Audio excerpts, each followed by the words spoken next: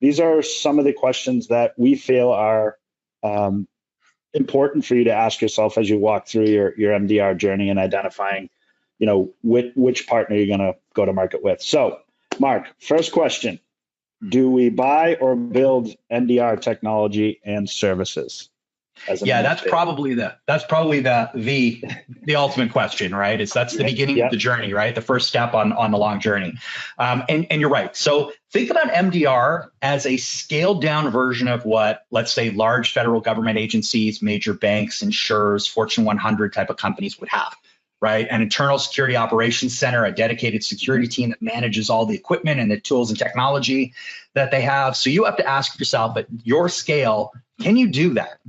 Now, there's lots of numbers to get thrown out, but a typical number I see here is that the average annual cost of an in-house security operations center, and I'll get to this in a second, is somewhere around $2.5 to $3 million. And that's probably pretty accurate.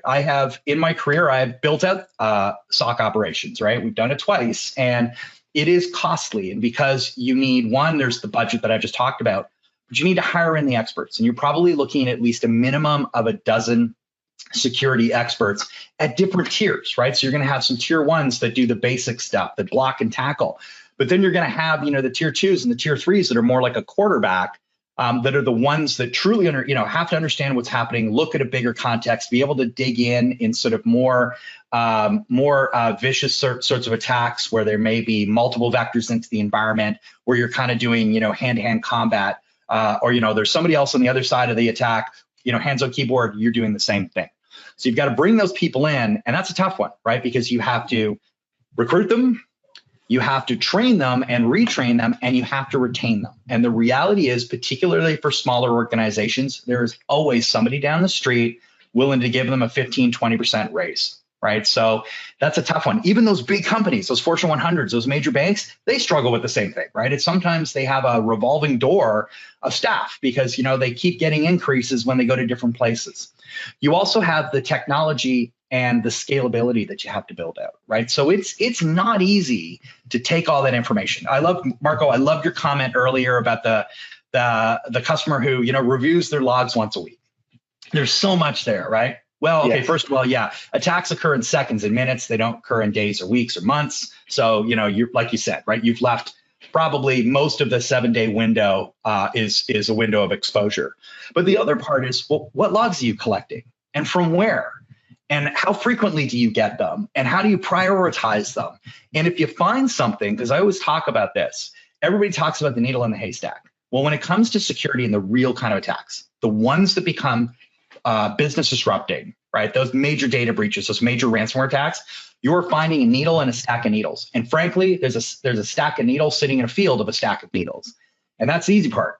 The hard part is knowing what to do with it when you find it.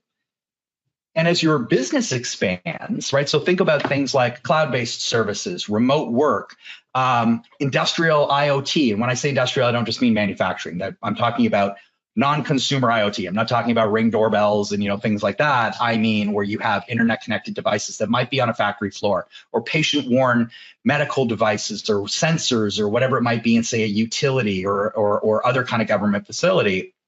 You have to be able to expand to see all that. So you got to ask yourself, can you do that within that budget? And let me just throw some numbers at you. To give you an idea, we see about 300 billion events a quarter across 3,000 plus customers. Of those, about 1 million are critical attacks. These are the ones that require the hands-on keyboards. You got to respond quickly. Yeah. So can you manage that, right? Can you deal with that? We see about 1 to 2 major attacks a week. These are the ones where it's all hands on deck, where multiple tiers of the SOC get involved. Can you do it? And can you respond in 30 seconds? Because that's what it takes. Can you contain these things in less than 15 minutes? Because that's what it takes to stop them from metastasizing through your environment.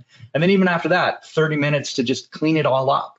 Can you do that every day? Is nobody going to take a break? They're never going to have a coffee. They're never going to take vacation. They're never going to have sick days. That's the real struggle. So most companies don't elect at the small to mid-size, even small enterprise do not elect to do this internally. They often move to an external vendor to provide the MDR service. Yeah, I would agree with that. Also, cost aside, as an MSP, you're trying to understand too route to market. So what Mark just walked through how long is that going to take an MSP if they do it perfect right from the start? Like you're looking over 12 months to maybe 2 years.